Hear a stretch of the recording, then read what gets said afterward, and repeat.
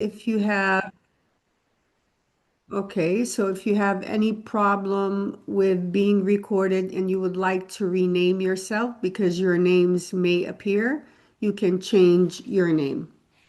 Okay, but just to remind you again, this webinar is being recorded. All right, and I think we can now start. Okay, so again, good evening, everyone, and welcome to our webinar titled Archiving in the Present, Power and Threats. Thank you for joining us for what I know will be a vital and urgent conversation. I'd like to begin by quoting the great Palestinian American intellectual Edward Said. In his important essay titled Permission to Narrate, Said wrote in 1984, I recall during the siege of Beirut obsessively telling friends and family there that they ought to record their experience. It seemed crucial as a starting point. In his book, The Politics of Dispossession, Said writes, the interesting thing is that there seems to be nothing in the world which sustains the story. Unless you go on telling it, it will just drop and disappear. When we think of archives, we often imagine quiet rooms, sealed boxes, and the careful preservation of what has already passed. We imagine the archive as something retrospective, a space where history is stored and events after events have settled. But today's discussion challenges that assumption. Today, we turn to archiving as an activity of the present, immediate, embattled, and profoundly political. In contexts such as Gaza, and historically in Beirut following the Israeli 1982 invasion and after, archiving is not a neutral institutional practice. It is not simply about safeguarding documents for scholars of the future. It becomes an act of endurance, an act of refusal, a form of what Palestinians call sumud, the insistence on remaining, remembering, and narrating in the face of systematic destruction and erasure. We are honored to be joined by three remarkable speakers whose work embodies this urgency. Dina Matar. Dina is a professor of political communication and Arab media at SOAS, University of London. Matar is the author of What It Means to Be Palestinian, Stories of Palestinian Peoplehood, and many other books. She is the co-editor of a new important book titled Archiving Gaza in the Present, Memory, Culture, and Erasure, which we will be talking about today. Venetia Porter. Venetia is an honorary research fellow at the Courtauld Institute of Art and at the British Museum. She was formerly senior curator for Islamic and contemporary Middle East art at the British Museum and co-editor of Archiving Gaza with Professor Dina Matar. Claire Launchberry. Claire is a subject coordinator for BA in Communication, Media, and Cultural Studies at Oxford Brookes. Her research focuses on how concepts of the archive have operated in post-Civil War Lebanese cultural memory, looking at film, projects, and literature. She has a forthcoming article on Black humor as resistance in Beirut. In our three speakers' work, we encounter a shared understanding. Archiving is not simply attached to the past. It is an essential activity of the present that insists on a future. It resists the attempt to render a people, a culture, or a history invisible. It says, this existed, this exists, and it will continue to exist. This evening, we will explore the power of the archive, but also the threats it faces. We will think together about who controls memory and how archiving itself becomes a site of struggle. And we will consider what it means to create archives not after catastrophe, but within it. Thank you to our speakers for their courage and their work. And thank you all for being a part of this conversation. And I'd like to begin by giving the floor to our speakers to listen to them, to hear their thoughts on archiving, maybe about archiving in the present, whatever you want to say. I don't know who would like to begin. Dina, would you like to begin? But you can unmute, please. Unmute, Dina. Yes. Okay. Thank you, Tahrir, for your very generous presentation. And you kind of hinted at what we were trying to do in this book, Venetia and myself, and obviously our contributors. I'll leave the question of, the book, how it came together to Venetia, but I want to comment briefly on what I think archiving in the present means. Again, as you said, Tahrir, we can think of archiving as being a practice of the past and as being almost a finished practice. But what I would like to say here is that for us, archiving in the present, particularly in the context of a genocide intended to erase a people and their history and their culture and their memory, it is an important activity of presence, of being there, and of showing that people are still there and still exist. So archiving in the present is a continuous activity of documentation, witnessing, and telling, even as destruction and elimination persist. It is a practice, of course, enabled in different ways by digital technologies and the possibility of recording events as they happen, and despite or because of Israel's practice of disallowing witnesses to its atrocities, including international journalists and independent observers, a practice that continues till today. As someone working in critical communication studies, archiving, documenting, storytelling are, for me, practices that emerge within existential crisis, such as we have seen and continue to see in Gaza, reflecting both the possibilities of the ruptures these moments bring and the possibilities of technologies as spaces for documentation and recording.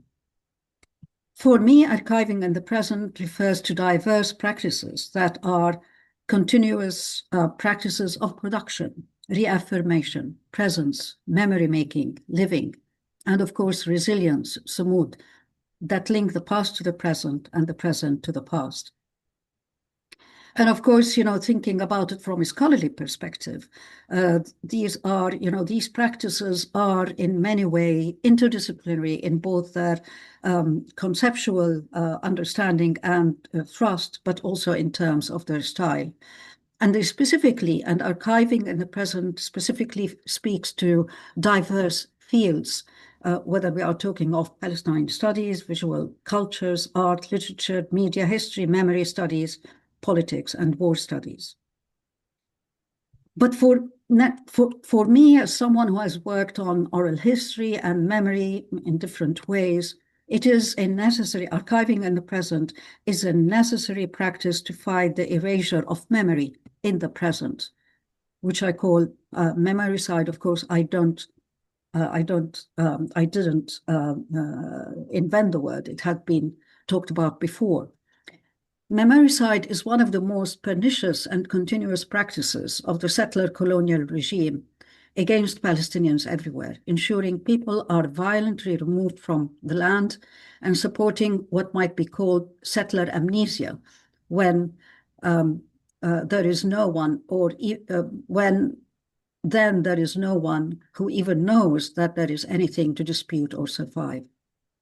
As scholars of collective memory, and in particular Palestinian memory making and oral history have argued, remembering is a process of witnessing and revealing, uncovering and unsilencing, and as such is inherently political because it pushes back against the totalizing Israeli narrative supported by Western entities and underpinned by colonialism, race, and paternalism.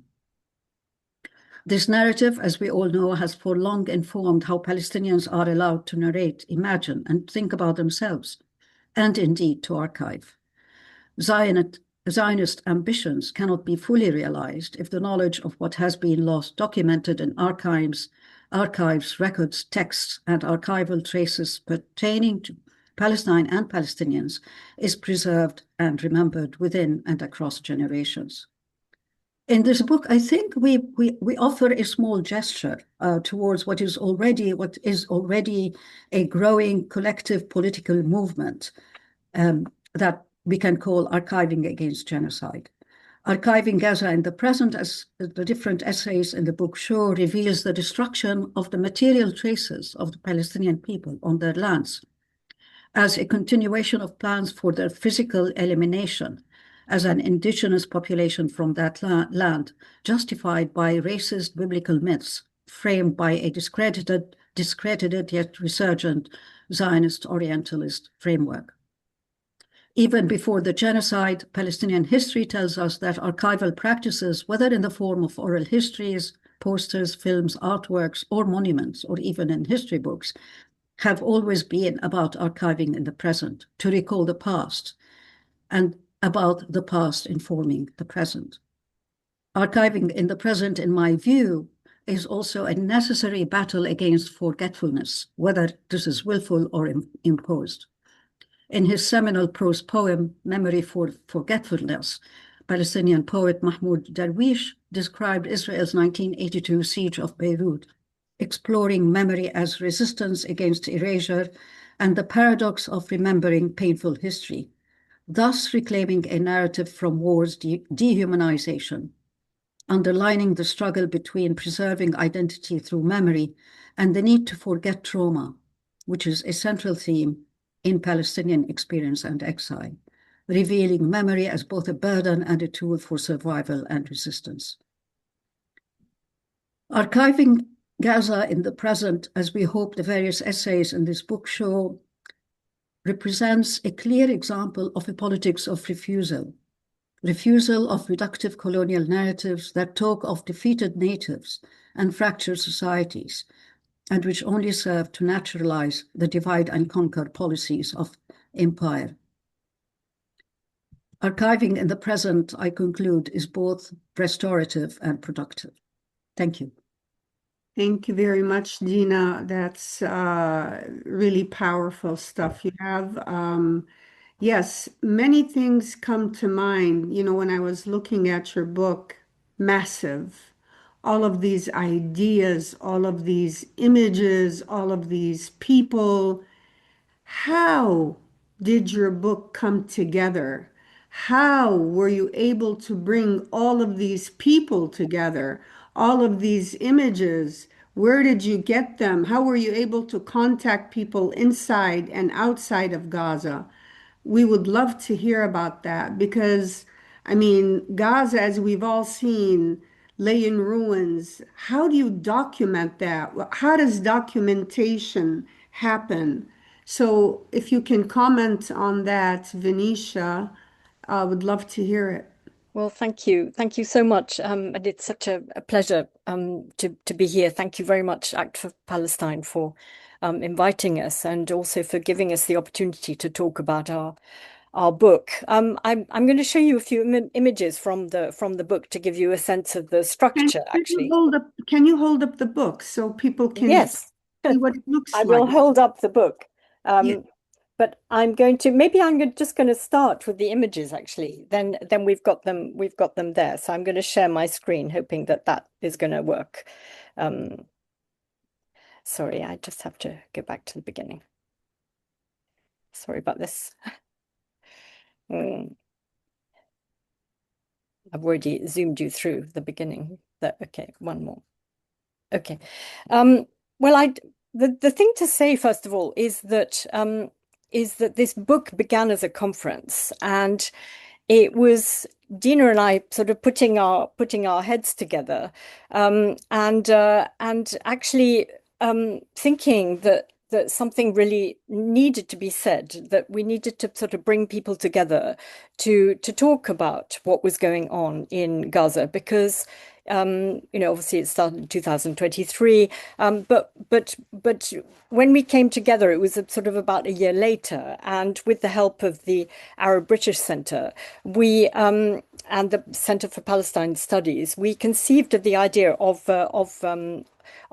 doing a conference, and the conference was over 2 days, and we managed to find people who. Sorry, this is going on a loop. I'm trying to stop it going on a loop. The conference went on for 2 days, and we brought together an extraordinary range of people. We had a group of people who were artists and art practitioners who, and I'm going to talk about their work in a second, and who had been in Gaza recently. And then between us, we found different people working on different aspects of what was going on in Gaza. So this is the table of contents. It's essentially 6 sections here, and you can see the type of people we had. I have to say it's a beautifully designed book by Saki. We had a wonderful designer called Christopher Wilson, and there were a lot of challenges in getting pictures and so on. And so the book divided into these different sections, which kind of echoed the structure of the structure of the conference. And what was amazing was that at the end of the conference, we decided that there was the spirit in the room was so incredible that we really needed to actually pull all this together. And we contacted Saki Books, and Lynn Gaspard immediately said, absolutely, we must do this book. And the miracle for us was being able to do it actually within a year. So that was really, really absolutely extraordinary. And most of our contributors responded immediately and sent in their text and so on. So what we wanted to do was just to give a sense of sort of different aspects of before and after in terms of the art. And I was so struck by these incredible arts organizations that have been doing amazing things in Gaza before October, but the impression often is that Gaza was a kind of cultural desert and that really nothing was going on. But far from it. We discovered, well, I learnt, to my shame, I didn't know about them before. These extraordinary people who had been organizing. There was Shababik, Iltiqa, amazing people who were running art institutions. And supporting artists and so on, and so there was a lot of that we wanted to capture. This is one of them, Sharif Sarhan, who ran Shababik, and when we came, so some of these are sort of before pictures. So you have a kind of group of people who would meet at Shababik here. That's Hazem Harb on the left. Majid Shah Abbas al-Makusi. So this is some of Hazem's work in the book. We also learnt about, and there was an amazing exhibition in 2019 in Gaza where a huge number of artists participating, organized by Baha Abu Daya. We learnt about that there is this incredible talking about sumud and like not giving up and doing incredible things now. This amazing art collective called Hawaf, creating this amazing idea, this thing called the Sahab Museum, which was actually exhibited at the Palais de Tokyo last year, year before. Then we included this wonderful Malak Matar, who's been in UK, actually came just on the 6th of October.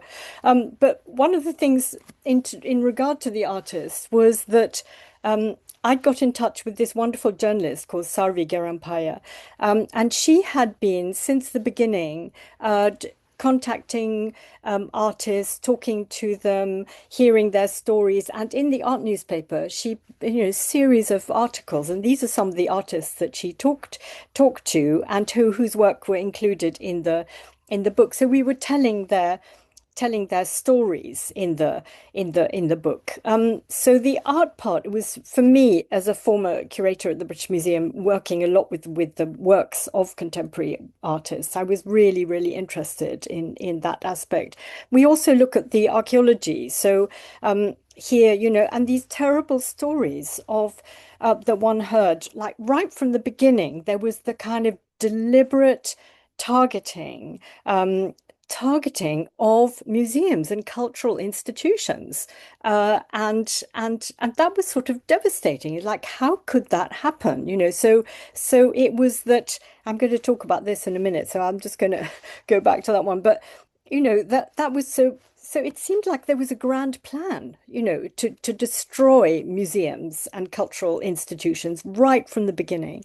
Now, this is interesting because this is something that Joanna Oyederan highlights, and that is that from quite a long time ago, these excavations at Deir Balah, the necropolis there, these incredible sarcophagi, had been actually removed and were by the occupiers then, and they now live in the Israel Museum. And there's a whole question about these antiquities and how they got there and so on. So within this section on archaeology, we feature this incredible person, Fadel Al-Otol, an archaeologist. We look at these kind of, what was happening to these places, amazing places, just destroyed like this. And one of the things that's been really sort of heartening, if we're going to talk about any hope at all at the end of this, is how recently we've been seeing pictures of how some of these places are being sort of bit by bit, things looking after, taking things out if they can, and so on. This is the Omari Mosque here, and the Caesarea that had only very recently been restored before being kind of directly targeted. These are some of the manuscripts that were there, part of this archive. Here we've got images of, this very careful kind of trying to rescue things. These manuscripts, like digging them out of the ground.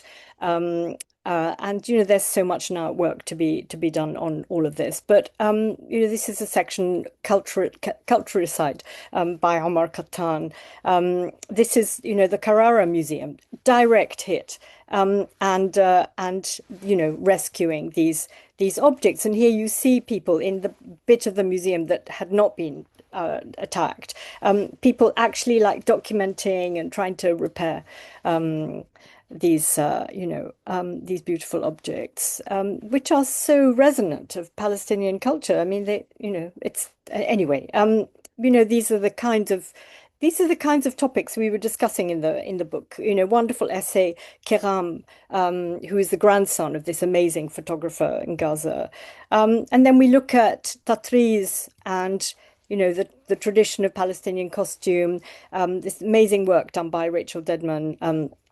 Really an exhibition that is currently at V&A Dundee. And this actually is a garment that was in the Rafah Museum and kind of it landed on the roof after an explosion. It took ages to kind of bring it down, and then it was beautifully mended. You see the sleeve there, and it was mended, and it's now on exhibition in the V&A Dundee exhibition.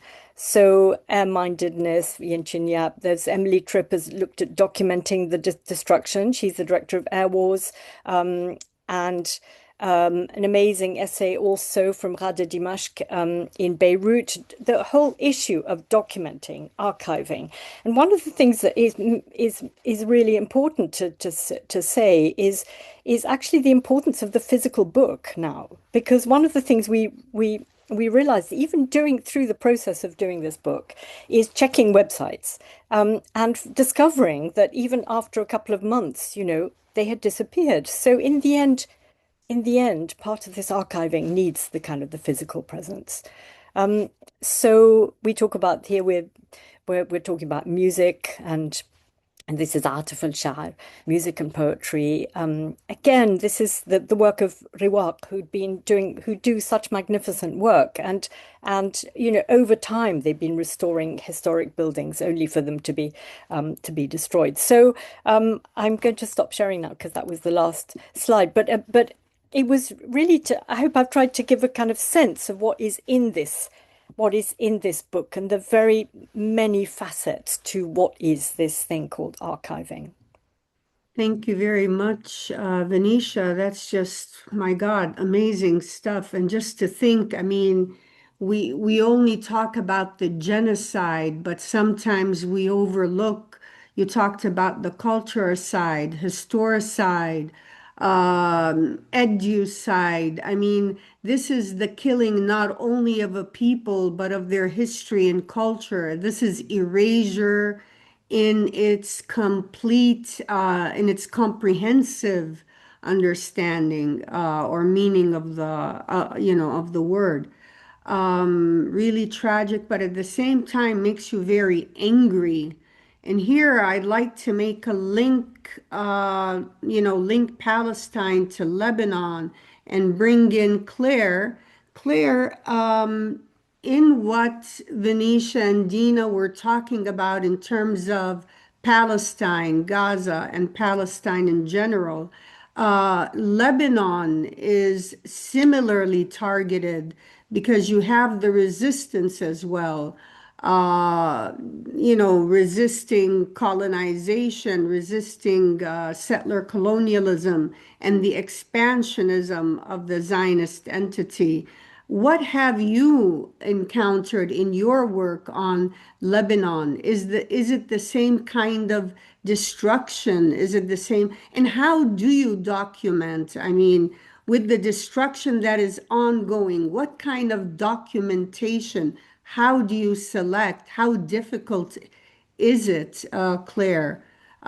Your comments, anything you want to say, my dear. Go ahead. Thank you. Let me just share my screen. I have a little presentation for you, and I just, in the meantime, want to just thank you. It's a real honor to be with you, Dina, Tahrir, Venetia, Atef too. And I have to say, I love working with Academic Action for Palestine. It gives me great hope in and of itself. So let me just begin. I've been thinking about Lebanon, but also in relation to the beautiful book that Dina and Venetia have edited. And I was very taken by Atef El-Shah's poem, "As if we do not know and do not hear what our voices perceived, we surrender to silence, the vast field of silence." And then Darwish's "Silence for Gaza," because in Gaza, time is something different, because in Gaza, time is not a neutral element. And then I frequently come back to a very moving and challenging essay by Barry Corr, who is an Aboriginal educator and resident of Hawkesbury in New South Wales. And he analyses the metaphors of settler amnesia. And he dedicates his essay in memory of those who watch and wait, which already sets up a temporality that contests colonial drives of progress, the frontier, and the logic of elimination that settler colonialism embodies. And I see Dina and Venetia's work here as operating as a powerful counter to just this, because forgetting, amnesia, redevelopment, Herzl said, "I must demolish before I construct," reconstruction, burying and erasure are all part and parcel of the continuing and in time of the post-genocidal settler colonial psyche. And genocide or invasions is Patrick Wolf, but also there's an archival element to it because it is a structure. It's not an event, it's something that has a structure to it. Race is created in the form of the dehumanization is created in the form of categorization. In dehumanizing people, you are putting them into a category. You are ordering people. You are othering. There is a process of genocidal othering. And the archive, and I think this is what is so powerful here and also so threatening, is it undermines the amnesiac metaphors of quote unquote civilization, heritage, nostalgia. And Barry Corr's quote there at the end, that crimes against humanity that remain unresolved cannot be reconciled.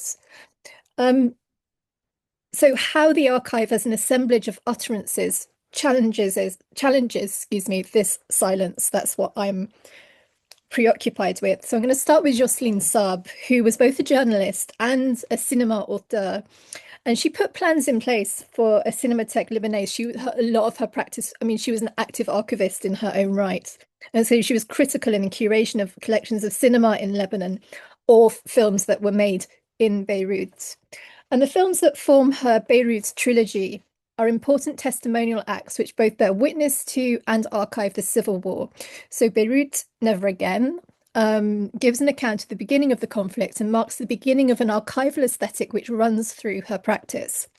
The voiceover was composed by polyvalent poet and artist Etel Adnan. And in an interview, Jocelyne recalls Adnan saying to her, "You were the first person to come down into the street to register these images in memory, even though nobody asked you for them." And she notes that Saab was capturing both events without precedent and a world that was rapidly ending, and that her role was to render homage to their lucidity. This idea of getting it down because something is changing irrevocably.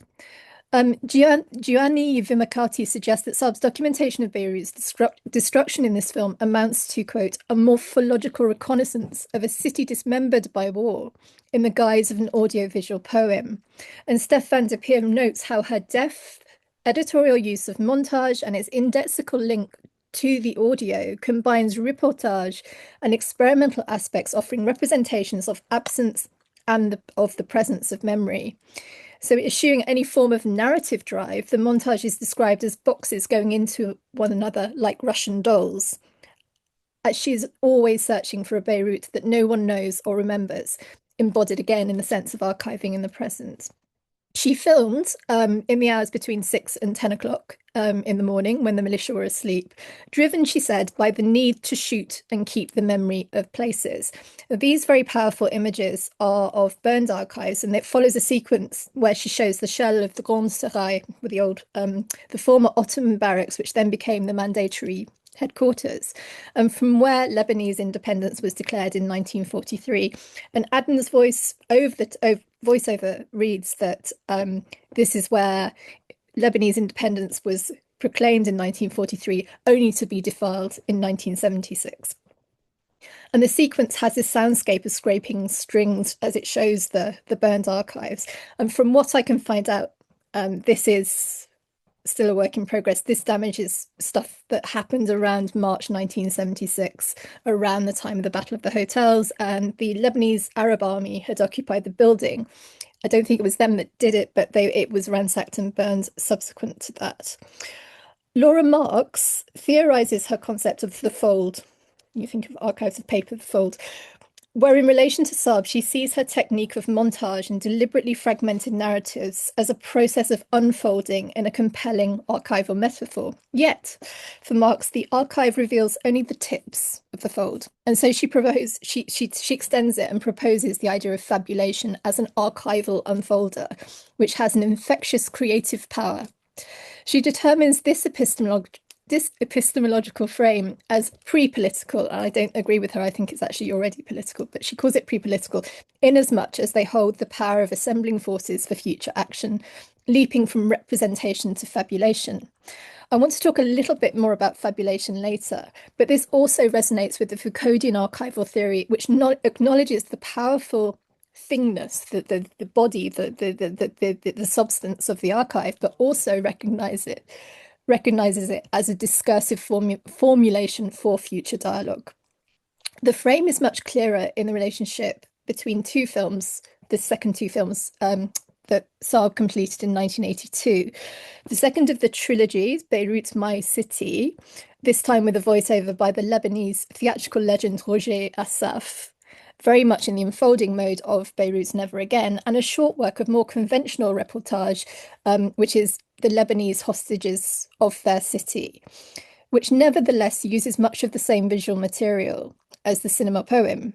In this short film, explicit description of atrocity is included alongside graphic images of the aftermath of implosion bombs, white phosphorus burns on children, and the aftermath of thermobaric bombs, which either petrify or vaporize their victims. And Al Jazeera's recent report into their use in Gaza has estimated that over 2,700 people have been killed in this way, leaving no trace. And Mossab, who gave a talk to the Genocide and Holocaust Studies Crisis Network recently, showed his documentation, his family trees of destroyed lineages, bloodlines, the genealogies of genocide, as he traces the family trees of those killed. He insists, and it's perhaps something that the urgency of archiving in the present asks us, he insists that this is more than a genocide, that it needs a new term to describe the scale, determination, and extent of the atrocity. So in Beirut, Never Again, it's prefaced with an improvised scene as Jocelyn stands in the ruins of her family home, reporting into the microphone. You see her stop and pick up an object and place it in her pocket without saying anything, a barely noticeable gesture of retrieval, salvage, or something to be kept for later. The rest of the film is a poem on Beirut, which celebrates the optimism of coexistence found in West Beirut, where regardless of confession, Juif or Muslim, so Jew or Muslim, you were above all somebody from West Beirut, and a manifestation of a certain Arab dream. And I'm talking about this because this is capturing something that was felt, that was being actively destroyed and being lost. And he puts together these impossible pairings, or semi-impossible pairings. So Juif et Palestinien, ça existe. Jew and Palestinian, that existed. Femme et chef, ça se faisait. Woman and boss, that happened. Anarchiste et organisé. So being both an anarchist but organized was commonplace.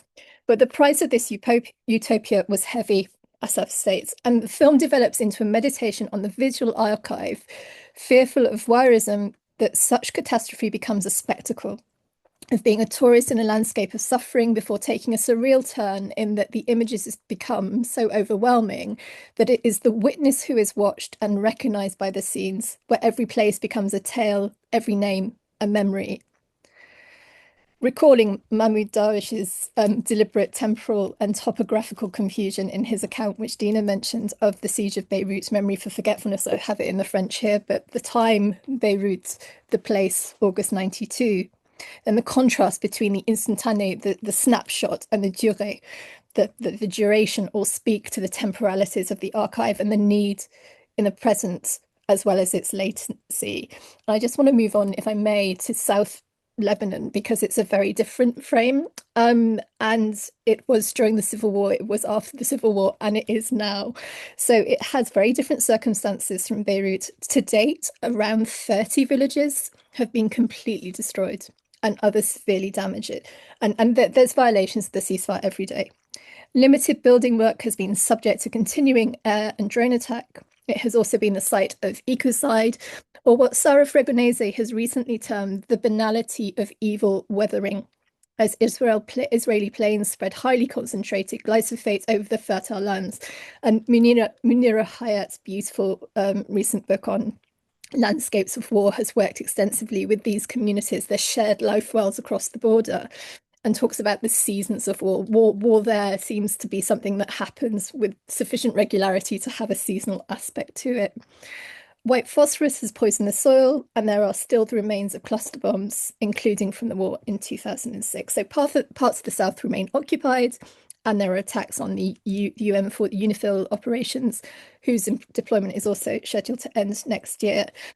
This is the site at Khiam, and Joanna Hadji-Thomas and Halil Jarej, who interrogate the archive in many forms and across many media, installation, film, projects, and text.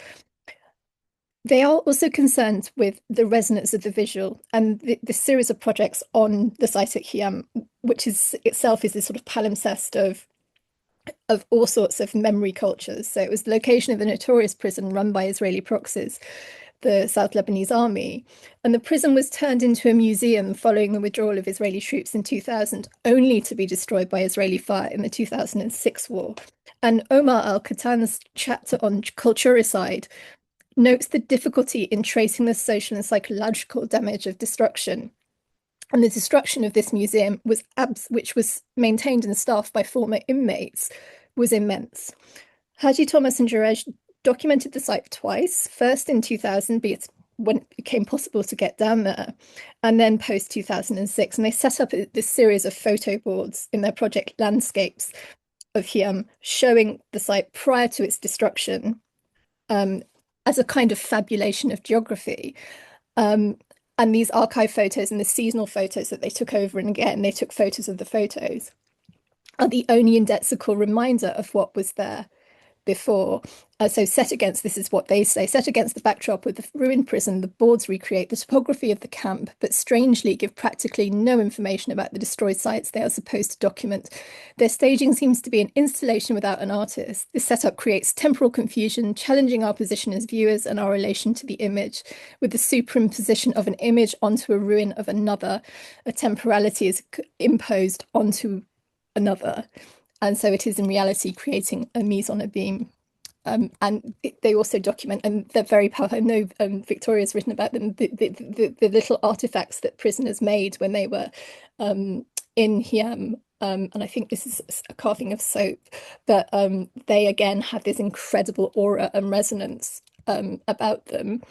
Moving on, Ahmed Hussein, who's an artist and filmmaker from Nabatea, again in the south, and he employs archival imaginaries in his work, but also with a right turn to humor. And his project from 2011, My Father is Still a Communist, uses the archive of cassette tapes. So he found stored away that his mother, Mariam, had sent to his father, Rashid, during the Civil War. So Ahmed fantasizes that his dad was a heroic communist fighter, but he was in fact just working overseas and sending money back to the family in South Lebanon. And the tapes, and they're very personal and they're very revealing and very moving. They document the evolving relationship of his parents, as well as tracing everyday life during the war, being a single mother during the war effectively, and all the incidental everyday between. And he uses the tapes as the background to a film, but then includes these stills, such as this one, of family photos, where his father is absent and he sort of filmed them in the present day, and the father sort of moves in belatedly, interloping into them, sort of too old, too late, but also actually extremely funny. This is another series by moving back to Beirut, and I will finish soon. A series also by Joanna Halil called Wonder Beirut is a rarer piece because it's one which plays with fabulation in the guise of an invented photographer who is a photographer who's also a pyromaniac. And one aspect of this long project, which ends at the start of the July War in 2006, is a series of draws of undeveloped camera films, both 35 and 120mm. And alongside them, these impossible contact sheets, which in the absence of the developed image or contact is instead a list of detailed descriptions of the potential picture. The latent image captured when the shutter clicks and light hits the film remains locked in the cartridges. It's a testament to the unprocessed episteme, the latent threat of war, violence, the refusal to explore or process the past in a psychoanalytical frame of the repressed. It also represents the archive as the sort of paratext, parafiction I was pushing at earlier, where narrative is only proposed for its potential articulation, eschewing any formal confirmation. And finally, this is almost like a form of vernacular archiving, I suppose. It's the grassroots archiving work of a DJ and somebody who I know on Instagram called Ahmed Ajam, who calls himself Mad Jam. And from the rooftop of his building, he set up a sophisticated digital camera and catalogued the airstrikes both visually and as audio files, and set up this spreadsheet of the evidence, apart from one weekend where he was DJing in Dubai because MEA didn't stop flying in and out of the airport. So he offers a detailed account of record of type duration and oral signifier. That is an example. It resonates very much with Emily Tripp's work with Air Wars and also Earshot, but this is an archive of kind of in the absence of an authoritative one or one of authority that is there for future accountability. So just in conclusion, and I just will stop sharing because that's the end. The archive is this powerful tool for epistemic justice, relating to the presence of what would be otherwise destroyed, articulating a frame for future reference, and despite presence as a storehouse for imperial decision-making, which is what some archives are, can be harnessed to push back, give articulation to the hidden voices, the effective traces and materiality. There you go. Thank you. Thank you very much, Claire. In fact, your presentation gave me so many ideas. So, and I'm going to pose these questions to Venetia first and then to Dina. Venetia, we were just talking about, genocide and culturicide and historicide. That is erasing a people, their culture, their history. Museums, Venetia, are meant to preserve or at least to, make, at least show us what history there was. That's what museums, they preserve history. But recently, there's been sort of some controversy surrounding the British Museum and Palestine, and even the use of the word Palestine. So, what is happening there, Venetia? Is the British Museum caving in to outside pressures from, Israeli Zionist pressures not to even use the historical term Palestine, ancient Palestine? Your comments on that, please. Yeah, thank you. I mean, this is a very important question, and it's disturbed an awful lot of people. The story originally broke, very recently, a week or more, only a bit ago, in the Daily Telegraph, that the British Museum had removed the word Palestine from a few of the labels. Now, this is actually extremely disturbing because it's also that the timing of it is very strange. This apparently this happened in 2025 at some point, but it's very difficult to actually get a clear impression of what was going on. The museum, of course, is where I worked for a very long time. Is coming out with, oh well, no, we haven't erased the term, and oh no, it does happen that text panels have to be changed and all that. But the timing is a crucial thing.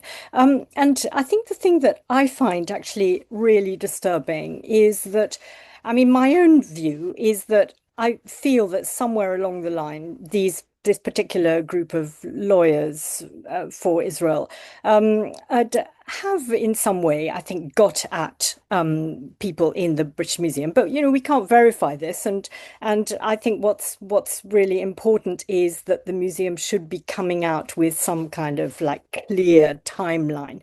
The thing that I find very difficult about this is that I think you've got, on the one hand, in this present circumstances, the museum sort of, as it were, living in its own bubble, not realizing that to change something like this is actually people are going to notice. But the other thing that I experienced in my own time at the British Museum is what you might call self-censorship. And this has been going on in the British Museum and indeed in other institutions, I think, for a very long time. And I recall when I was doing an exhibition called Reflections that opened just after COVID in 2021. And I was strongly encouraged, let's say, to remove a work by a Palestinian artist from this exhibition, which was called Reflections. And because I was told this work is going to give a negative view of Israel. And this was actually a work by Omar Shomali, and it's a kind of riff on the very famous Visit Palestine poster. And this was a kind of very curious thing. So this sort of giving a negative view of Palestine, of Israel, sorry, is so somebody was sort of sitting in that office and looking at the object list and the works that I was showing, and that particular work was part of a whole section on different conflicts around the Middle East and how you can tell that story through art, and this work that we had collected at the British Museum. So this was very disturbing, this idea of a self-censorship. And I'm now wondering whether the removal of or the change, let's say, of these labels to remove the word Palestine is part of this self-censorship. So whether on the one hand, you've got these lawyers kind of pressurizing, but you've got this self-censorship. Oh, no, this is a tricky time. Let's maybe make some changes in case people get concerned about it. So I think there's something very pervasive going on. And I think that it is happening in other museums as well. So it is very, very worrying, I think. Yes, thank you very much, Venetia. It just made me smile a bit when you said some Palestinian artists' work may give a negative image or a picture idea of Israel as if a genocide right now and all kinds of sides have not, cannot give a negative image of Israel, as if Israel has any positive image left. It's such a destructive power in our whole area. I was just wondering if Dina had anything to say about that controversy with the British Museum, and also, by the way, educational institutions, universities who have also been removing Palestine from their curricula. But also, Dina, I wanted to ask you about something that came to mind when I was listening to Claire, and that is who can archive? What is the authority of the person archiving? Can a lay person archive? She did mention a DJ who was doing his own archiving, and poets, Musab, for example, Tuha he's a poet. Who has the right to archive? Can an ordinary person archive? Is it a person who bears witness in your mind? Who has the right to archive? Yes.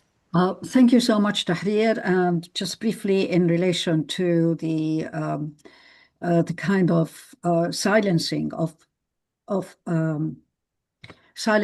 Palestinians everywhere. That is a very evident and clear trend that is coming across in different aspects of public life in the Western world. So we have the removal of the word Palestine from the British Museum. For me, it isn't surprising, particularly because Israel has increased, doubled, tripled, even more, its efforts to try and control the narrative about itself elsewhere. So it has invested a lot, and it's very clear. It has invested a lot of money in organizations, in groups of people who just work to try and disrupt the narrative.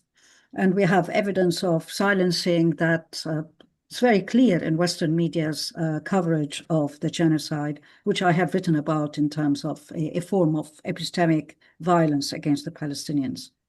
Coming to the question, which is a very important one, who has the right, who has the legitimacy? And archiving is a question of legitimacy. It is who is, who has the authority to archive. And I think we are in a state of, in a different condition, in a different temporality, if we want to use that word right now, which is that everyone can archive, everyone can begin to collect material and stories and images of events and propose this as an archive. But I think that, so to archiving is actually to speak back to power. And in this sense, it becomes very frightening for countries like Israel and its supporters, who are very worried about the effect of speaking to power and how that will affect their way of understanding the world or doing things in the world. I was trying to think about this question of the right to archive, which is like the right to communicate, the right to narrate, to write, the permission. Edward Said, as you mentioned at the beginning, talked about the permission to narrate. But of course, he continues to say facts do not speak for themselves. So in a sense, information, and perhaps if you think about archiving as a mode of information in itself, it is not powerful. But what is powerful is when archiving is a practice against dispossession, against marginalization, against erasure, against ethnic cleansing. So the question, we will have this question coming to us, presumably someone who's coming to say, well, look, this Venetia and Dina have put together this, do they have the right to archive? Do they have the legitimacy? And I would hope that the stories themselves and the chapters and the essays in the book themselves and the images, they do tell a different story about who has the legitimacy to archive. So in a way, it's a question that needs to be asked. And I think we need to ensure that we keep asking it and keep talking. And somehow as Claire was speaking, particularly in relation to memory and questions related to that, and when she showed the Musab Abu Taha's kind of, the family is killed. One of the things that we have to remember is that Israel has been intent on killing whole families together. So we have, and so it's not only destroying archives, including civil archives, archives of marriages, archives of who owns the land, archives of who has the right or the legitimacy to the land, but it's also targeted people and whole families together. So you cannot construct a social history or an oral history of Palestinians in Gaza if you wanted to. So the question of legitimacy is important, but I think we have to fight against it, because it will come up with a question that, oh yeah, you can't say that people talking about their lives or people producing images or people documenting their stories through artwork or through different practices, they will come and say these are not legitimate because they are not really backed by institutional power. And this is what we have to fight against and continue talking and archiving and witnessing and telling. Amazing. That's great. I love your answer about, the authority or the person archiving must have institutional authority or power, but we're fighting against that. We're saying no, It is the one who witnesses, the one who bears witness, who has the right to archive. And I want to also encourage people in the chat, please do ask your questions. We'll be getting to your questions in the chat. Now, my next question involves everyone here, all three speakers, and it has to do with Sumud. So, if archiving is about empowerment and power, and the right to speak, the right to narrate, to speak truth to power, as Dina said, or in the face of power, let's say, then it is profoundly political. We're not pretending to be neutral, and I don't think anybody should be neutral. What does it even mean to be neutral? I'm going to get to what I want to emphasize here is archiving as sumud. Do you see archiving or the act of archiving as an act of sumud? Do you see it as an act of resistance? Is it an act of cultural resistance, historical resistance, resistance in the present? Your ideas, your comments on that. All three speakers, you're free to speak. Can I come in? And also just to say, I wasn't delegitimizing the DJ at all. That it was very much thinking in the Lebanese frame where things such as the port explosion, there has not been accountability. The state authorities do not keep an account of things. So it's very much within a frame of absence and of duty to archive somehow that he is operating. And absolutely this idea that everyone who is a witness or a good witness is somebody who is it has an archival potential. And I think in relation to Sumud and in relation to resistance, absolutely these are standing up and saying there is a record here, there is life here, this is something that happens. And this is not only just that, it's saying it's there to be consulted down the line, it's there for the future. So it's setting things up for a future discourse. And I think that temporality, while we're archiving in the present and have to because of the scale of the destruction, it sets up the potential for that future dialogue. And a note on witnessing, it is absolutely without the targeting of the witnesses in this genocide has been off the scale. It's the first responders, it's the journalists, it's everyone who can bear, the doctors, the people who can bear witness to atrocity have almost been in the first in the line of fire. And I mean, we could talk about how who becomes a legitimate witness, and there's problems in the Western media where you listen to Western medics rather than, or Palestinian, the people's accounts, and who takes those things seriously, and who has that legitimate permission to narrate. As Said, in that article, it was brilliant rereading it because it just stands the test of time. It is still relevant to our current situation. So, shall I come in? Please go ahead, Dina. Yes. Yeah, please. I think it is, archiving is a practice of sumud, which really defines Palestinian decolonial thinking and practice for a very long time, since the Nakba and even before. It is a refusal of normalization of genocide in all its forms. We have to think about it. But I think of archiving, because there was a question whether archiving and eyewitnessing is the same.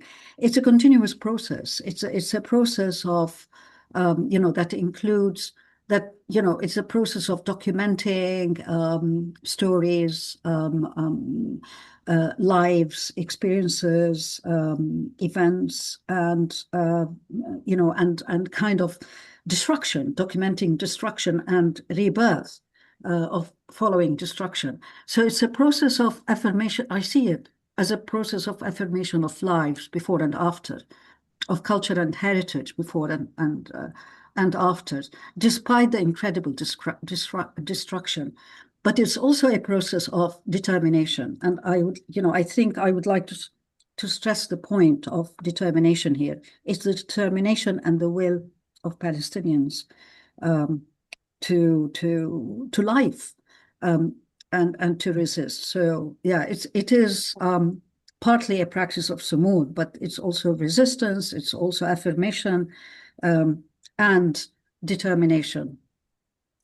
Can I just add something here on the artists? I mean, such an interesting example of this is actually the artists who, right from the beginning, they were posting on Instagram and other social media their work, and some of them were saying it was actually to show that we're still here, we're still okay. And what's really interesting when you look at the work of some of these artists through their Instagram feeds, that you see the work changing in so many ways. You see them actually archiving in ways that artists can by drawing images of what they're seeing, some of them very, very disturbing, actually. What you also see is how their lives have changed. So artists who might have had studios, which are now no more. There was a picture of Mohammed Abu Sal's studio destroyed, and many artists have had their studios destroyed. So you see that, you see how also in terms of their lives being changed, that they're becoming art therapists. You see pictures of them surrounded by children with whatever materials they can find to make art. So this archiving is incredibly important, just through that tiny prism of these artists, how by they themselves recognizing that they must record what they're seeing, what they're doing, what art they're making with whatever they can. I think is an absolute expression of Sumud, and the kind of how you joined it, Tahrir, Sumud plus archiving. Mm-hmm. Thank you very much. I really love your answers. You make me feel optimistic, really, about the very idea of archiving and everything that you're doing, we're doing here. I was going to ask another question, but I'm looking at the chat, and there are some questions on the chat that I'm going to read to you right now. But I was going to just tell you about my next question that I think you've already answered, all three of you. It was, is there a difference between surviving and enduring? And does the archive move us from one to the other? And I think just by what you said, I heard so many words. I mean, okay, we were just talking about sumud, which is more about enduring and using the archive in terms of determination and sort of like defiance. And even one of the pictures or images, I think, Venetia, that you showed when you were doing your presentation was of Gazans or people from Gaza going back to the north in their millions, going back to what? To rubble, to ruin. But they were there. They weren't just surviving. No, they were enduring. They were living in Sumud. So I think you've already answered it with your beautiful, amazing words and images. And I think art and the artists, have a really big role to play. So do our poets. Now I want to go to the chat and read to you some of the questions that we have here and listen to your answers. George says the following. George Clutterbuck says, to all of the panelists, might you be able to share any insights gained directly or indirectly from your experiences of working with, learning about individuals involved in archiving while surviving conflict? What practical adaptations can be involved in this work? She says, I'm particularly interested from the perspective of students in Palestine who may be developing their own archives, as well as guidance for those supporting them from outside Gaza, especially. And thank you so much. Let me just go on. You try to remember that question, please, by George. Dalia Saad Mustafa says, thanks so much for this fascinating and informing discussion. I have a question, please, about whether there's a difference between documenting and archiving. Documenting and archiving. And Peter Trinka says, thank you all. A good archivist is an honest witness. Yes? They target the archivists and institutions of archiving and the very notion of history. And Asirel Sakka says, thank you so much to everyone for the informative and well-structured webinar. I very much recommend to buy the book. It is a vital resource for understanding Gaza's cultural survival and destruction. Here is the link, and she links to your book, Archiving Gaza. And Sana says, I believe that in times of genocide, archiving is a duty. It is of crucial importance in combating Israeli attempts to silence witnesses and erase not only the Palestinian, but also the traces of genocide. Archiving is one of the means of resistance in the hands of Palestinians. And Ibrahim says, thank you all on behalf of all the people from Gaza. Go ahead. If you can remember all of these questions, and if you want, I can remind you. The first one was about one by George of sir, how the question was learning. So might you be able to share any insights gained learning about individuals involved in archiving while surviving conflict? What practical adaptations can be involved in this book? And what's the difference between documenting and archiving, etc.? And a good archivist is an honest witness. Yes. Yes, please. The floor is yours. Venetia, do you want to answer the question about the first one, which is about, but people, Well, because I think, yeah, go on. well, I was thinking this is more for you because a lot of this is about students and about education, I think, Okay. as well. And I think that is a very important aspect of it. And maybe I mean that's something I know that you've been working Okay. on a lot. So I Yeah. feel that's more for you. Yeah, and I think one of the key things is to remember that for example, we have one chapter in the book which uses WhatsApp conversations to talk about people living in Gaza and their experiences of genocide. So in a sense, it's through storytelling, archiving.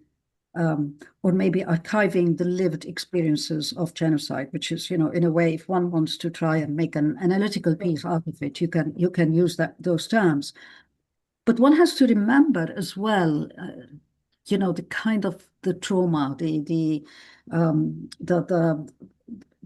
trauma of telling, the trauma of witnessing, and the trauma of experiencing an event as cruel as the genocide that we have all seen via our screens in different ways.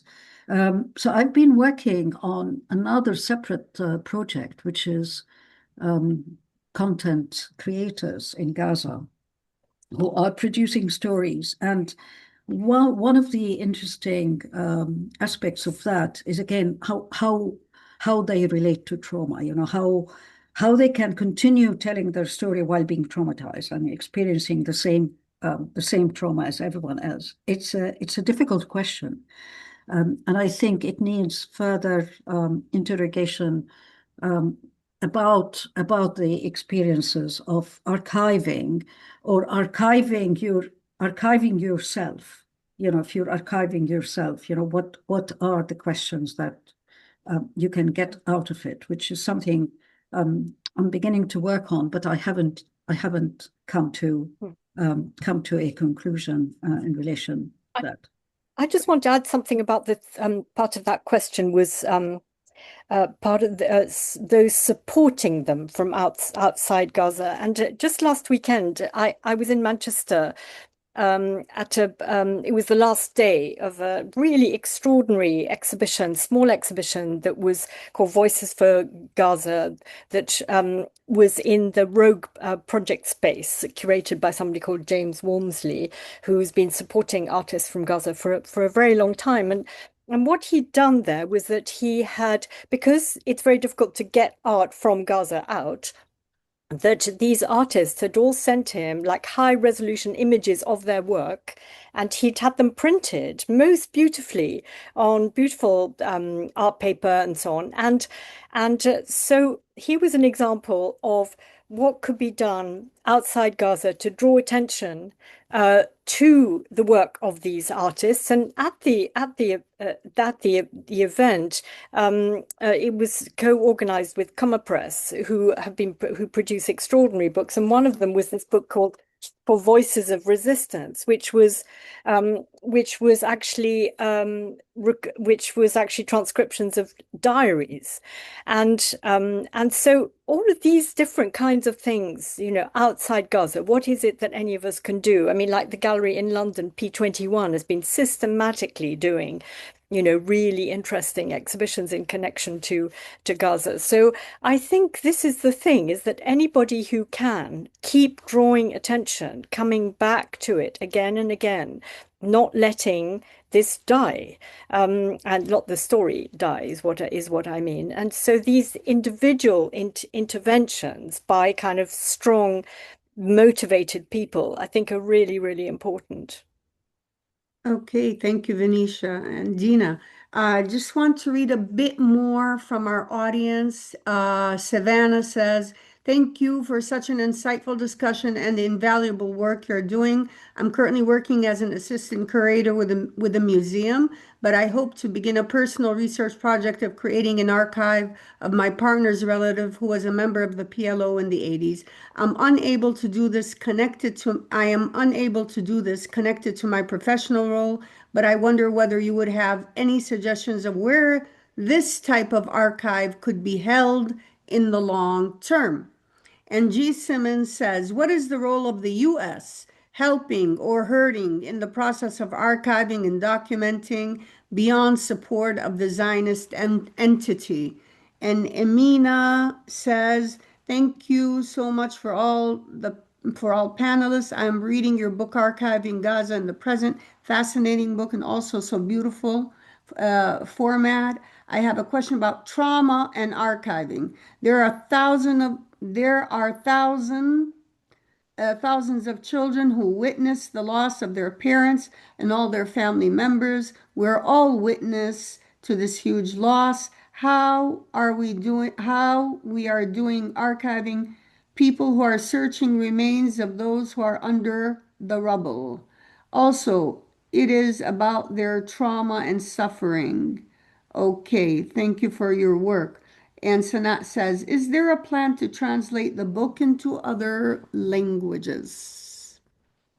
Any quick answer? I think, sort of the question about the trauma and children, it's a kind of, is it a question of archiving, or is it a question of kind of recording their stories? So it's moved towards oral history of trauma and loss, and thinking about the psychological impact on children, which is not my area of expertise. So, but it is very important to do. The question about the PLO, you might want to go to the Institute of Palestine Studies in Lebanon. They do have a large archive of newspapers and published material on the PLO that has been collected from actually people who had held on to them, because Israel, as you know, it destroyed a lot of the archives, or it stole a lot of the archives of the PLO and held them and held them in its own records. And then some Israeli scholars were able to get access to them and uncover a lot of the gory and violent history of the creation of Israel and its actions. I cannot answer the question about the US. It's a geopolitical question, but there is no doubt that we can see that there is the continuation of the erasure of Palestinian archives and knowledge production through the plan, including the Board of Peace plan, which really does not mention Palestinians. So that's all I can say about that. But if anyone else wants to come in.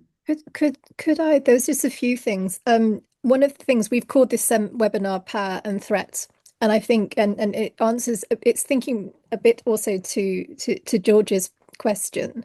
There is great jeopardy sometimes. I was thinking of is it Bayan al-Hut's documentation of Sabra Shatila, where she had to sort of hide away and in a soundproof room in case anybody heard her typing transcripts. So there is a danger that the archive is actually something that's very powerful and a threat. So I think you need to be very careful. That image that of the IDF soldier in the burning library. I mean, the epistemicide that is also part of the genocide is something there. So I think sort of being alert to the danger and the jeopardy that is involved in undertaking this work is actually something that's very, very important. And just to also revisit the idea of the difference between documenting and archiving, there is one, and I think it's to do with the fact that documenting is you have the sense of writing things down. Archiving is giving something a structure. There's a categorization process. There's a sense of putting something away to be retrieved later. And I think when we were discussing this earlier, there's also this idea of surplus. It's the stuff that you cannot remember. It's the stuff that's excessive or exorbitant in some way that needs to be put away. So yes, there is a process of documentation which is integral to the archiving process, but the actual archiving itself is something that is actually working with indexical links and working with categorizations and working with structures. Does that help? Yeah, thank you very much, Claire. And Peter, I think, left, but before he left, he said he would love to publish a review of your book in the journal Janus Unbound. And there's a question from Kate Roy. Speaking of children, have you also interacted with Heart? That's H-E written in small, the E is written small letters, Heart of Gaza at all. Is this an organization? We've had the incredible privilege of interacting with them over here in Italy maybe, and Switzerland recently, says Kate Roy. Okay. I don't know. Have you heard of Heart? Speaking of children, have you also interacted with Heart of Gaza? No, but I think there are so many different projects and activities out there, and the whole point is that we need all of them, and we cannot say, well, someone is doing, so it'll be very interesting to get in touch with them and find out what they're doing. But the book is just a small part of what is happening in terms of archiving against genocide. It's really a very small part of the brilliant efforts by Palestinians and others who are trying to document eyewitness and kind of provide knowledge that is not provided in the mainstream about the genocide in Gaza and about the rich heritage of Gaza, of Palestine, its people, their steadfastness, their sumud, their determination, and so on. I mean, the other thing is that, kind of fora like this, and we've done a couple of book launches, Dina and I, really allow for the conversation. So I remember the first one we did at P21, where Atifa Shah talked about the direct targeting of poets. And somebody came up to me, moved so incredibly, because he just had no idea about that level of the genocide. So we found that every time we do this, it actually just, encourages conversation, encourages broadening the knowledge, and every opportunity for with any publications that are coming out about this, each time you encourage somebody to learn something new about it.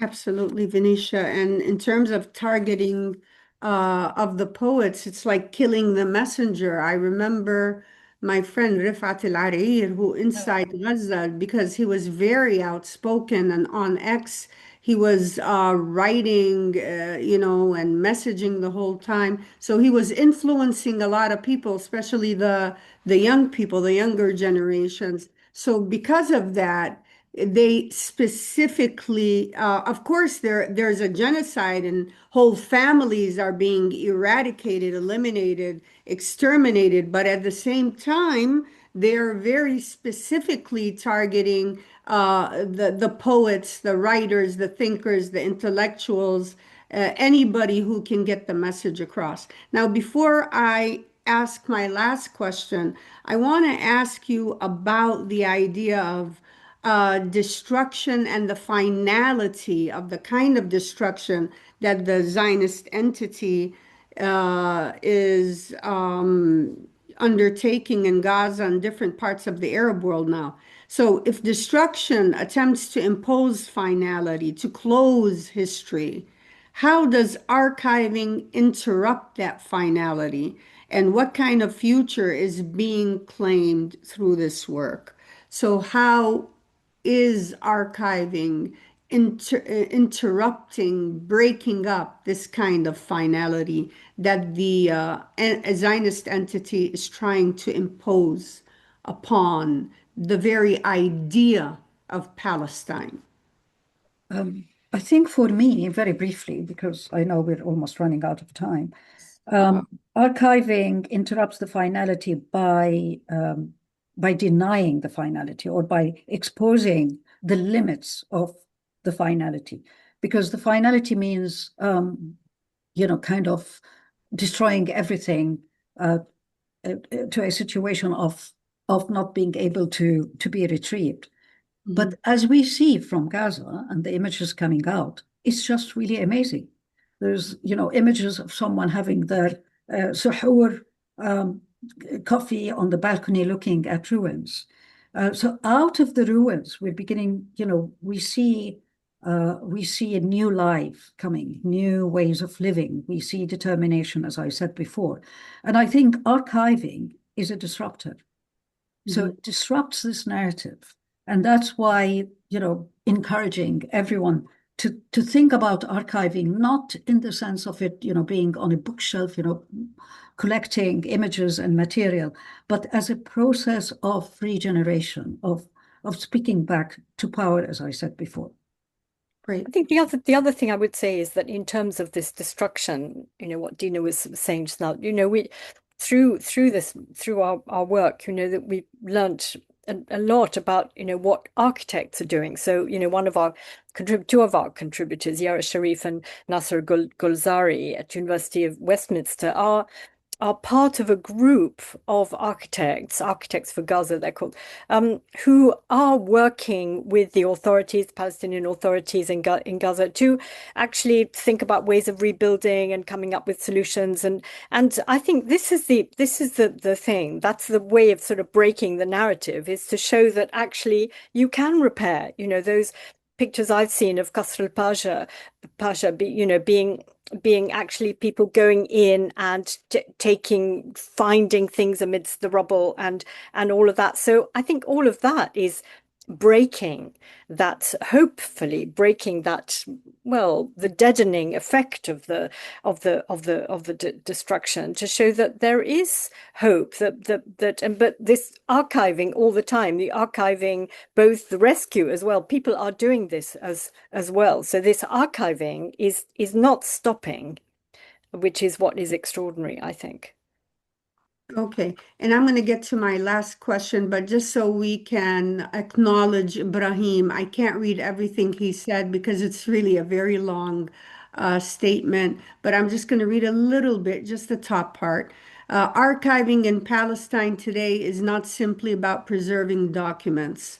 It is about protecting identity, memory, and truth under constant threat. Every photo, every testimony, every book, and every digital post carries part of a people's history that risks being erased. So we thank you very much, Ibrahim. I'm sure your statement, your long statement is very important, but we're just running out of time. And I just need to end with a bit of hope, y'all. Uh, let's end with hope. And I want to ask you a very simple question. What gives you hope? All three of you. And then I'll end. Shall I go? Go ahead. This does. This, our work with Academic Action for Palestine does. The fact that we are able to help students in Gaza, that we are engaged and working with people who are still working, still researching, all of that. And I think I opened the presentation with this whole concept of silence, the settler-colonial awful silence. And I think that there's a lot of really good noise. There's noise that counters that silence, that people are bearing witness, they are archiving, they are determined. And I don't want to say resilient because nobody should be resilient to this. This is beyond what any human being should be resilient to. But within that, there is great hope actually in the steadfastness, in the sumud, but also in the in the witness bearing. I think there's something in that too.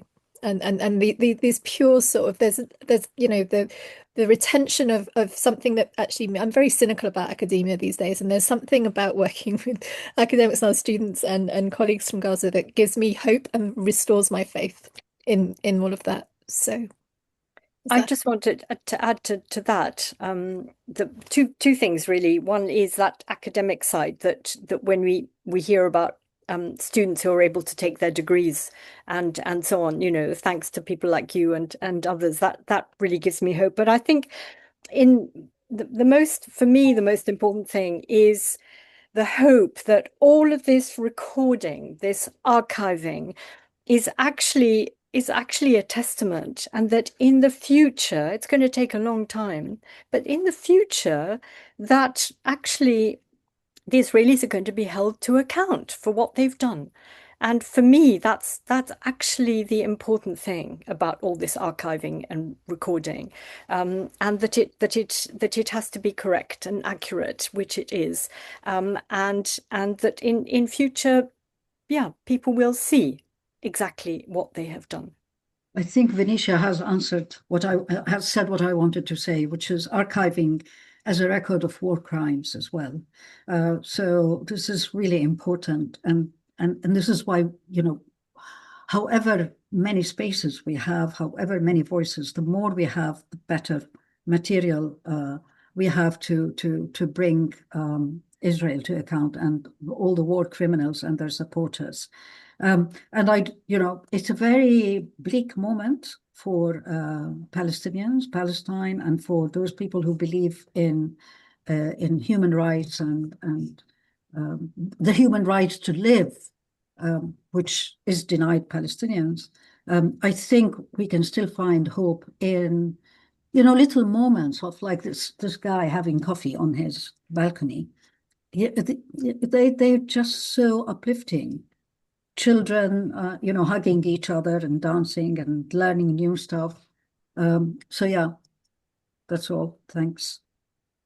And for me, what gives me hope are these discussions, our youth, their knowledge, the sumud of the Palestinian people, the people of Gaza, global solidarity, and work like this on archiving your book.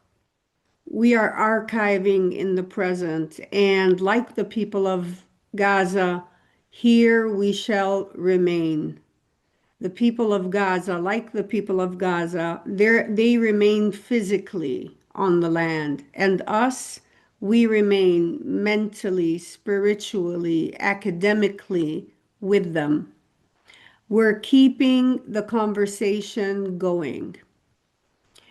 We're going to keep talking about Palestine. We're going to keep telling the story. And in the words of Said, we're going to keep telling the story so it doesn't drop and disappear. I want to thank you, Dina and Venetia and Claire and everyone who joined us tonight for our webinar. Thank you very much. And keep talking, keep documenting, keep recording, keep writing, keep screaming about Palestine. Thank you and good.